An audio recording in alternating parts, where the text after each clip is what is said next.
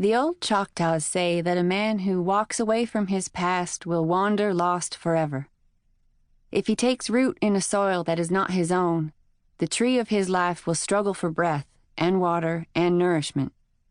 In dry seasons, the leaves die easily because his roots are shallow. We are meant to be grown in ground that is rich with the bones and the blood and the voices of our ancestors. In 1831, the first of the Choctaw were forced from their lands in Mississippi and moved to reservations in Oklahoma. They took with them their language, their customs, their stories of the old times, and they took soil. The women ground the bones of the ancestors and sewed the dust and soil into the hems of their clothing.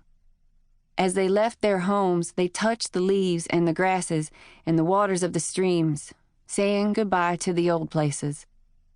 They marched in the bitter cold of an early winter, carrying the young, the old, and the sick, yet they did not pour out the soil and the bones along the trail. In open fields, with only blankets for protection from the snow and the wind, they huddled together. Death, it is said, was hourly among them, claiming nearly 1/3 of their number. Yet those who remained carried the stories and the soil. They spread it in a new place and watered it with their tears, and the tree began to grow again. The Choctaw are a wise people. They know that ancestor bones nourish all who come after, and so they keep the past alive. If not for that fact, I might have wandered forever. The summer I found the Choctaw was the summer I found myself.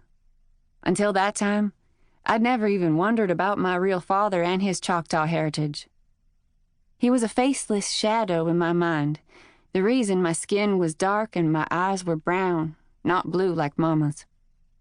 He was the reason folks in town looked at me like I was dirt, and the reason Uncle Bobby called me Little Brown Girl when he started coming around Granny's house after Mama died. Uncle Bobby said I was just darn lucky Granny kept me on at her house, because who else would want a little brown-skinned, knobby-legged butthead like me hanging around? Old Mrs. Von Gortler, the lady who owned the farm across the river from Granny's house, said I shouldn't listen to talk like that. She said every bird in the air came from a thought of God, and so did I. I'd never imagined God thinking about me. It's a powerful thing to realize you were put in this world on purpose. It changes the way you feel about everything afterward. It changed the way I felt about Mrs. Von Gortler. After that, she became Grandma Rose to me. She loved me in a way my real Granny didn't, in a way nobody else ever had. Grandma Rose and I understood each other. When she died, I wanted to lie down on that bed and die right along with her. Even after she was gone, Grandma Rose took care of me. Her granddaughter and grandson-in-law, Karen and James Summerfield, adopted me at 12 years old and gave me the family I'd always wanted. I left the little paper-thin house on the river and moved into a life that was both foreign and frightening and filled with possibilities. I buried the past in the grave with my real Granny and tried to forget it ever happened. The old